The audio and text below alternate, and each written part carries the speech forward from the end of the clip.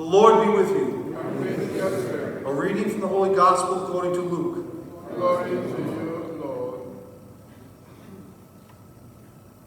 Jesus said to his disciples, I have come to set the earth on fire, and how I wish it were already blazing.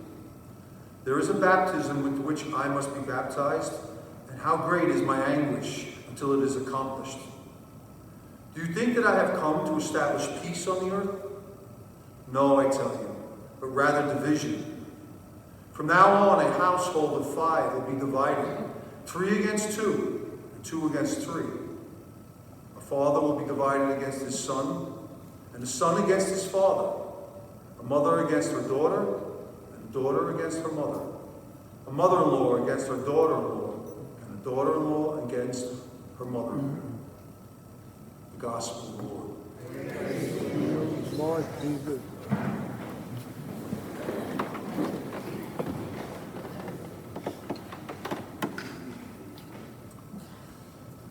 So raise your hand if your answer is yes to this question.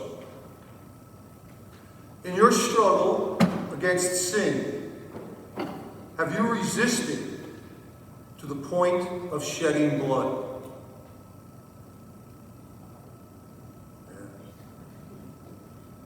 That's what this Paul said in the second reading, right? Nobody has resisted to that point. Only Christ. And what Paul says is similar to the high bar that Jesus calls us to live up to. Be perfect as your Father in heaven is perfect.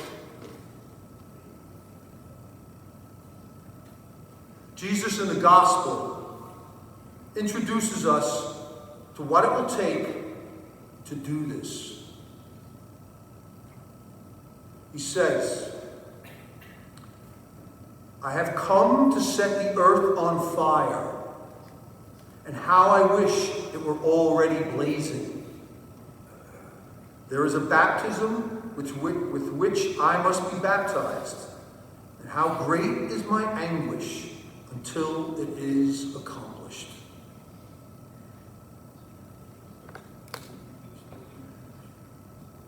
You know, you can't have fire without heat.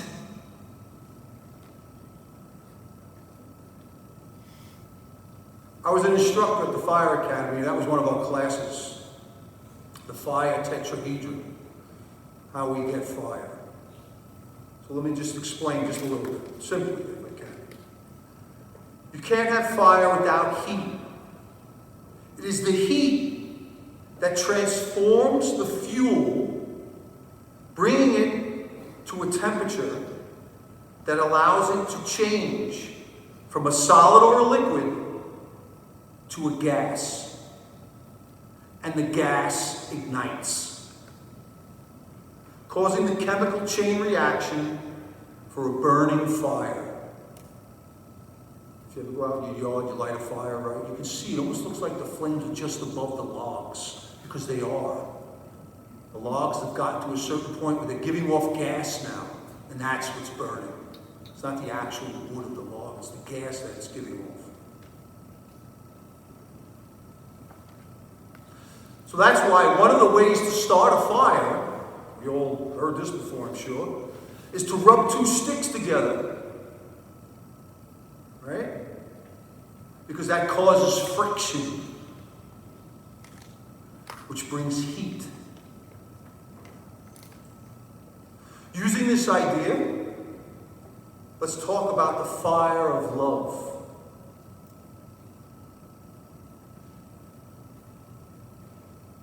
Heat, speaking about that, heat represents the level of love that we have in our hearts.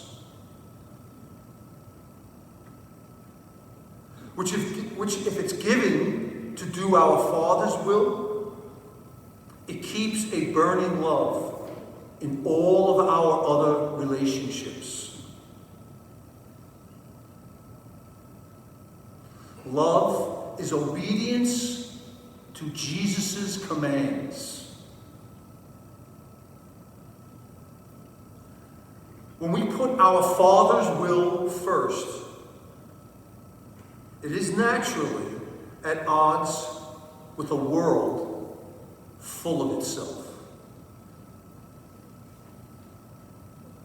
This is why Jesus asks, "Do you think I have come to establish peace on the earth?" Peace. Peace with a world full of itself means we have to be full of ourselves. That's not love. That gets lonely really fast.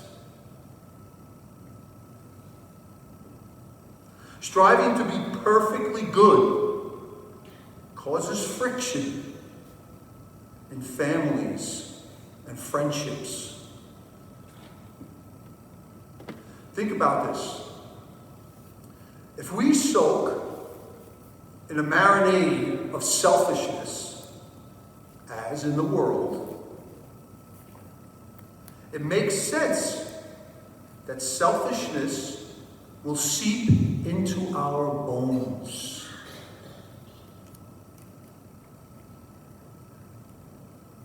But God uses that seasoning to help us recognize the better way of being.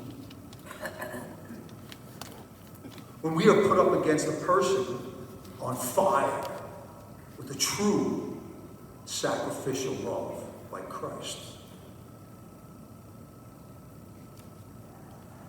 Especially when it's someone close to us that knows us intimately. It's hard to hide who we are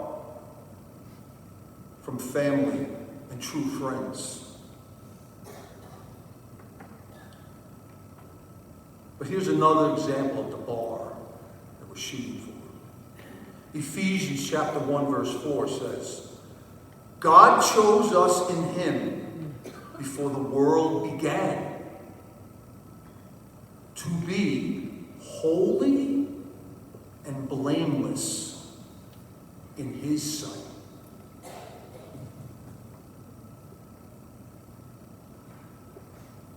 Be happy when you're trying to do good and only God sees.